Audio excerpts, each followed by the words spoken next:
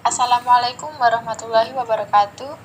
Di sini kelompok 7 mata kuliah Aspek Hukum Informasi akan mempresentasikan hasil diskusi kami tentang entrepreneurship bidang informasi. Sebelumnya, perkenalkan nama anggota kelompok kami yang terdiri dari Rofiatul Adawiyah, Reni Wahyunul Fadilah, Cindy Fatihasari, alias Rikaton Lintang, Samrotur Riyasah, dan Muhammad Asarido Rausid. Langsung saja untuk pembahasan yang pertama, pengertian entrepreneurship atau kewirausahaan. Kata entrepreneur berasal dari bahasa Perancis entreprendre yang sudah dikenal sejak abad ke-17 yang berarti berusaha. Dalam hal bisnis, maksudnya adalah memulai sebuah bisnis.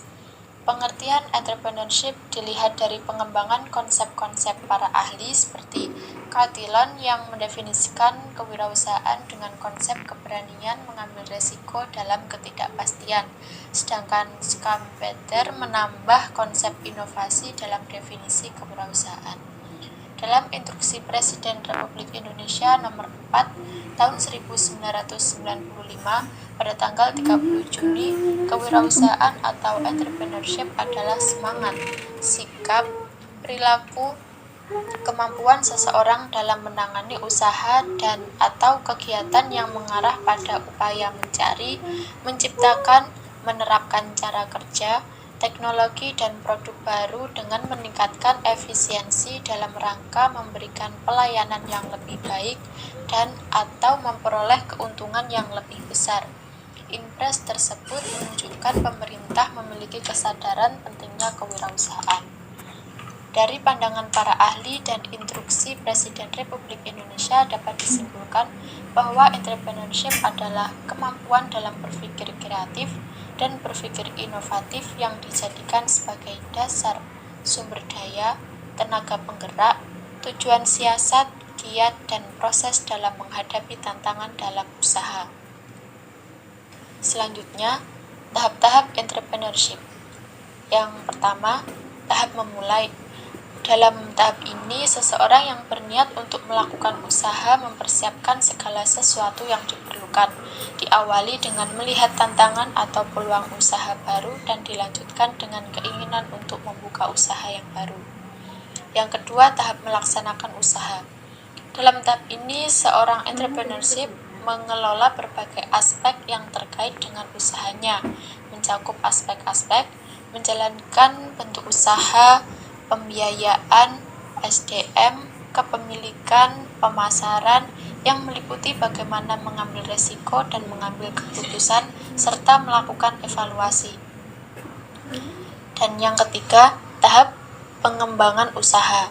Dalam tahap ini, entrepreneur dapat memperluas usahanya dengan melakukan analisis dan inovasi untuk ditindaklanjuti sesuai kondisi yang dihadapi. Dalam perkembangannya bisa dengan memperbanyak relasi, memperbarui metode dan sistem, memperbarui produk yang dihasilkan, memperbesar dan memperluas usaha, menambah kualitas dan pelayanan, serta menambah tenaga kerja. Selanjutnya ada infopreneurship. Pengertian infopreneurship. Menurut Business Dictionary, infopreneur merupakan gabungan dari kata information dan entrepreneur yang berarti individu yang mengumpulkan informasi dari berbagai sumber dan mengkombinasikannya dengan cara tertentu untuk melayani kebutuhan pembaca. Menurut Gansworthy tahun 2009, infopreneur dapat menjadi turunan bahkan dapat menjadi pengganti dari entrepreneur. Di era informasi seperti sekarang, infopreneur hadir sebagai pengganti entrepreneur karena informasi sudah jarang didapatkan atau didistribusikan dalam bentuk buku, koran, atau media lainnya. Tetapi informasi disebarluaskan dan dijual belikan serta didapatkan secara digital dengan lebih mudah. Yang selanjutnya ada karakteristik infopreneur. Karakter yang dimiliki infopreneur tentunya tidak jauh dari karakter entrepreneur.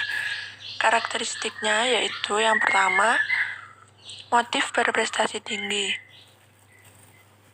Motif berprestasi tinggi seorang infopreneur dapat dilihat dengan ciri ingin mengatasi sendiri kesulitan dan persoalan-persoalan yang timbul pada dirinya, selalu memerlukan umpan balik yang ditandai dengan segeranya melihat keberhasilan dan kegagalan, memiliki tanggung jawab personal yang tinggi, berani menghadapi risiko dengan penuh perhitungan, serta menyukai tantangan dan melihat tantangan secara seimbang.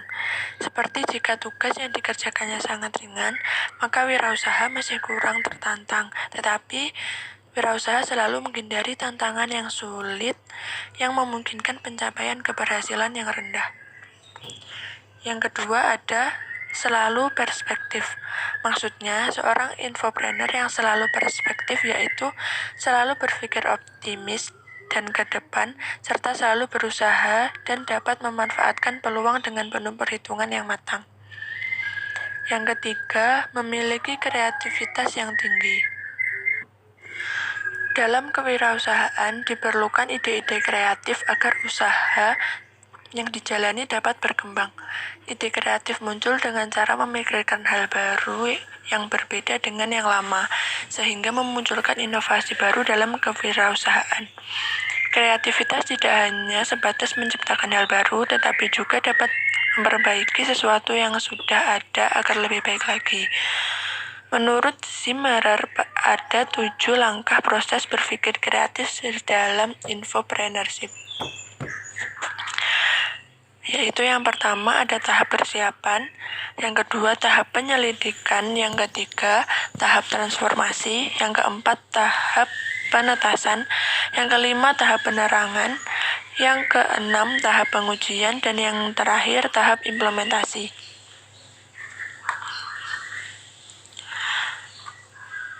Karakteristik yang keempat yaitu memiliki perilaku inovatif tinggi. Perilaku inovatif tinggi yaitu dengan aktif mengaktualisasikan ide kreatif dalam kewirausahaan yang akan atau yang sedang dijalani. Karakteristik selanjutnya yaitu selalu komitmen dalam pekerjaan serta memiliki etos kerja dan tanggung jawab. Yang keenam, mandiri dan tidak ketergantungan terhadap apapun, seperti tidak bergantung pada orang lain, tidak bergantung pada usaha yang telah ada. Intinya harus dapat mandiri dalam berpikir kreatif dan berinovasi terhadap usaha yang dijalani. Yang ketujuh, berani menghadapi risiko. Seorang infopreneur atau entrepreneur cenderung memilih dan menyukai tantangan yang menantang dengan peluang keberhasilan yang tinggi daripada kegagalan dari usaha yang kurang menantang. Jadi seorang wirausahawan harus berani menghadapi resiko yang pastinya sudah diperhitungkan dengan matang. Yang selanjutnya ada selalu mencari peluang untuk memulai usaha dan mengembangkan usahanya. Karakteristik yang selanjutnya yaitu memiliki jiwa kepemimpinan. Seseorang infopreneur atau entrepreneur yang berhasil selalu memiliki sifat kepemimpinan, kepeloporan, dan keteladanan. Selalu ingin tampil beda, lebih dahulu, dan lebih menonjol. Dengan menggunakan kemampuan kreativitas dan inovasi yang dimiliki, serta berorientasi menjadi pelopor yang baik. Untuk karakteristik yang terakhir yaitu memiliki kemampuan manajemen. Salah satu jiwa kewirausahaan yang harus dimiliki seorang entrepreneur atau infopreneur adalah kemampuan untuk memanajemen usaha yang sedang dijalankan.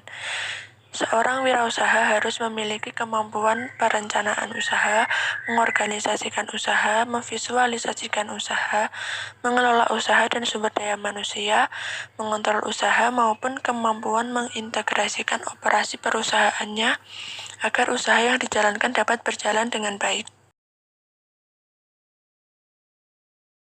Model bisnis infopreneurship. Bisnis infopreneurship menawarkan banyak keuntungan. Proses produk informasi relatif sangat murah. Siapapun yang memiliki pengetahuan atau keahlian lebih dapat mudah menciptakan suatu produk informasi dengan hanya menggunakan komputer dan jaringan internet. Menurut Oetom 2011 menyatakan bahwa seorang infopreneur dapat menggeluti profesi sebagai penulis berita, cerita, opini, artikel populer, artikel ilmiah, atau buku yang dapat dikirimkan ke berbagai media cetak maupun elektronik, dalam bentuk fisik maupun digital. Kedua, menurut Ogla 1999, kawasan infopreneurship merujuk pada rencana bahwa seorang dapat melakukan sesuatu jika seorang memutuskan untuk mengejar infopreneurship. Ia menjelaskan bidang-bidang berikut dalam karyanya. Riset atau eksplorasi dan evaluatif di bidang informasi dan bidang-bidang terkait analisis pasar dan studi pengguna, yaitu kumpulan daftar bibliografi, penyelidikan bisnis informasi saat ini, komplikasi direktori, penerbitan, jasa penerjemah, kemas ulang informasi, penulis, pengedit dan pengoreksian bacaan, manajemen koleksi, manajemen arsip, dan katalogisasi. Ketiga, Candler 2007 menekankan bahwa khususnya internet memerlukan pendekatan baru untuk infopreneur, sedangkan produk informasi dapat ditawarkan dalam berbagai format seperti buku, e-book, laporan khusus, produk audio seperti CD, produk video seperti VCD dan DVD, teleseminar dan web seminar, workshop, workbooks, booklet. Selanjutnya, Scrub 2008 yang menjabarkan berbagai tipe produk informasi yang dapat dijual oleh infopreneur sebagai berikut, seperti paper, audio video, produk internet, seperti e-book, produk kombinasi seperti multimedia, trainer, perangkat lunak, dan lain-lain. MIT BMES 2006 disimpulkan bahwa model bisnis yang dapat digunakan pada bidang infopreneurship terdiri atas inventor, yaitu menciptakan dan menjual aset intangible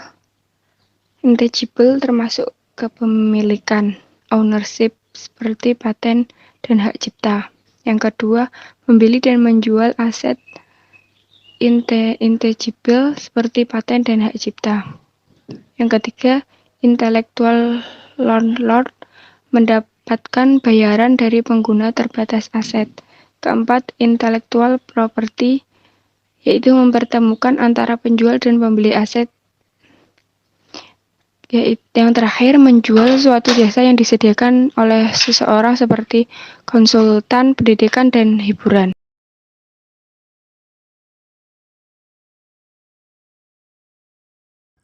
Kompetensi pustakawan sebagai infopreneur. Menurut Candler 2007, dalam menjalankan berbagai kegiatan kerja yang berkaitan dengan perpustakaan, sebagai infopreneur, pustakawan dituntut untuk memiliki beberapa kompetensi, antara lain yang pertama yaitu manajemen informasi sebagai isi, 2. Menganalisis kebutuhan masyarakat, user need analysis atau pemakai, 2. Membuat kebijakan dalam penyediaan informasi, 3. Menggunakan teknologi informasi untuk menyediakan informasi, 4. Melakukan penelusuran atau pencarian informasi ilmiah dari berbagai sumber dalam berbagai bentuk, 5. Membuat rancangan basis data untuk menyimpan, mengolah, dan memperoleh kembali penelusuran informasi secara akurat, 6. Memilih, mengemas, dan menyajikan informasi yang sesuai dengan kebutuhan klien, 7. Melakukan kerjasama antar pusat informasi dan lembaga perpustakaan dalam penyediaan informasi. Dan yang kedua, manajemen pusat informasi dan lembaga perpustakaan. 1. Menganalisis kebutuhan masyarakat akan keberadaan layanan sumber pengetahuan. 2. Menentukan jenis lembaga yang akan dibentuk untuk melayani kebutuhan masyarakat. 3. Merancang konsep pembangunan atau pendirian lembaga pusat informasi atau perpustakaan.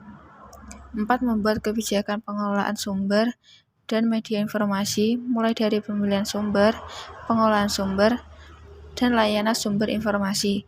5. Menyusun organisasi dan penempatan tenaga pengelola lembaga pusat, informasi dan perpustakaan. 6. Membuat program pengembangan sumber daya manusia sebagai tenaga pengelola lembaga pusat informasi dan perpustakaan. 7. Membuat program pembinaan hubungan lembaga pusat informasi dan perpustakaan dengan stakeholder internal dan eksternal. 8. Pustakawan yang bagaimana yang diharapkan oleh pemakai perpustakaan sehingga pemakai perpustakaan mendapat informasi yang berguna sesuai yang diinginkan. Lanjutannya, beberapa keterampilan yang harus dimiliki seseorang yang berprofesi sebagai pustakawan ialah sebagai berikut ini. 1. Pustakawan hendaknya cepat berubah, menyesuaikan keadaan yang menantang. 2. Pustakawan adalah mitra intelektual yang memberikan jasanya kepada pemakai. Jadi seorang pustakawan harus ahli dalam berkomunikasi, baik itu lisan maupun tulisan dengan seorang pemakai. 3. Seorang pustakawan harus selalu berpikir yang positif. 4. Pustakawan tidak hanya ahli dalam mengkatalog, mengindeks, mengklasifikasi koleksi, akan tetapi harus mempunyai nilai tambah dikarenakan informasi terus berkembang. 5. Pustakawan sudah waktunya untuk berpikir kewirausahaan. Bagaimana mengemas informasi agar laku dijual tapi layak untuk dipakai. 6. Ledakan informasi yang pesat membuat pustakawan tidak lagi bekerja hanya antar sesama pustakawan, akan tetapi dituntut untuk bekerja sama dengan bidang profesi lain dengan tim kerja yang solid dalam mengelola informasi. Sementara itu, yang dimaksudkan dengan pengelolaan perpustakaan adalah kegiatan mengurus sesuatu yang dapat diartikan sebagai mengurus atau menyelenggarakan perpustakaan. Dengan demikian, peran pustakawan tidaklah ringan seperti pendapat pada umumnya yang mengatakan bahwa seseorang pustakawan merupakan pegawai tak bermutu yang kerjanya menunggu tumpukan buku-buku. Pustakawan sudah saatnya untuk mengekspresikan diri sebagai media informasi yang berkualitas dan harus mampu membuang stempel kutu buku yang sudah melekat begitu lama. Bukan hal yang mudah mengembalikan peran pustakawan sebagaimana mestinya sebagai media informasi, penyelenggara komunikasi informasi. Sehubungan dengan hal tersebut, maka pustakawan dituntut untuk memberikan pelayanan yang memuaskan pemakai serta dituntut untuk aktif dan giat bekerja dalam menyampaikan informasi dalam aneka produk, kemasan-kemasan yang menarik dan sampai kepada pemakai.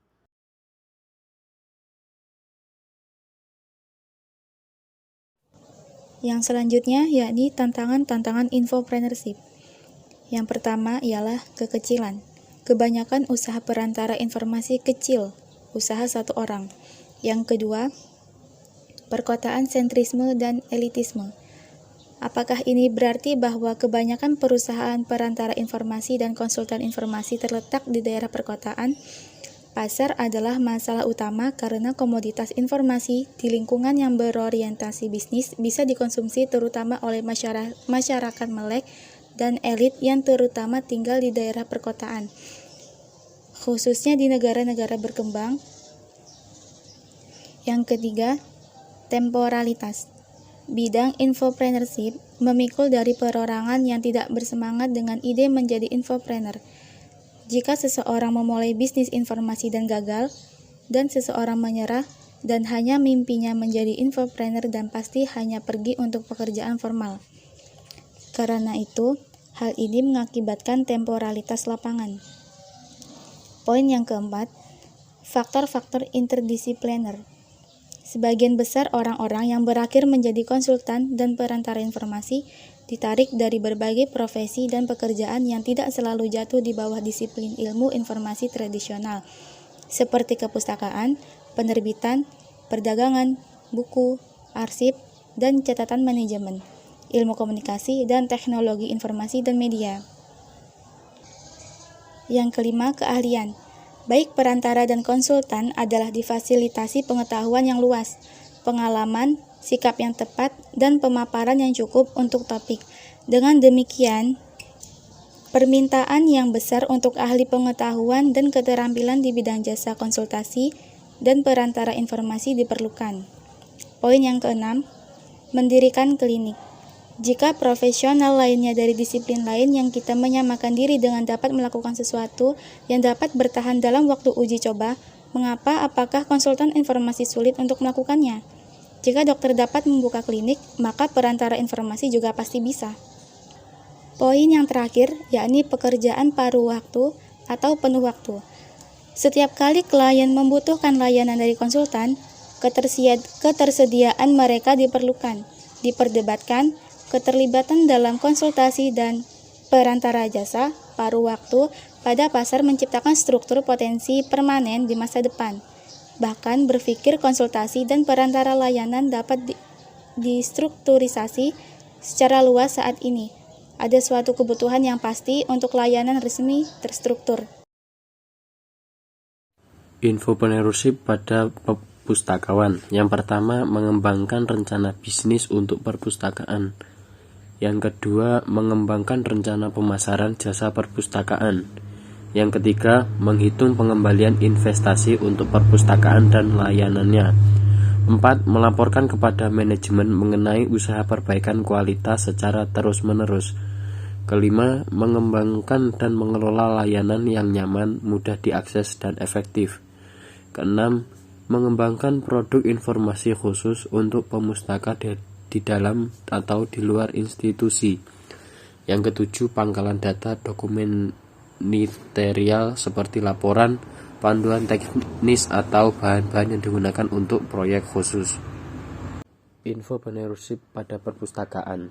Menurut Kirkwood and Evans 2012, entrepreneurship informasi perpustakaan adalah merancang, memproduksi, memperoleh, menyimpan, melestarikan, dan memberi akses terhadap sumber dan jasa atau layanan inovatif untuk memenuhi belajar, mengajar, kebutuhan informasi pengguna, dan kebutuhan penelitian di perguruan tinggi. Kemitraan ini akan membantu mewujudkan potensi yang dimiliki dengan mendorong batasan dari lingkungan teknologi yang dilayani oleh pakar terampil yang membantu dan memberikan petunjuk kepada pemakai ketika pengguna membutuhkannya. Kirkwood dan Evans 2012 juga mengatakan bahwa entrepreneurship informasi pada perpustakaan adalah sebuah promosi informasi untuk membantu mahasiswa dalam tugas maupun penelitian berkualitas tinggi di dalam perguruan tinggi, dan peran pustakawan sebagai konsultan informasi diharapkan mampu untuk memecahkan masalah yang ada.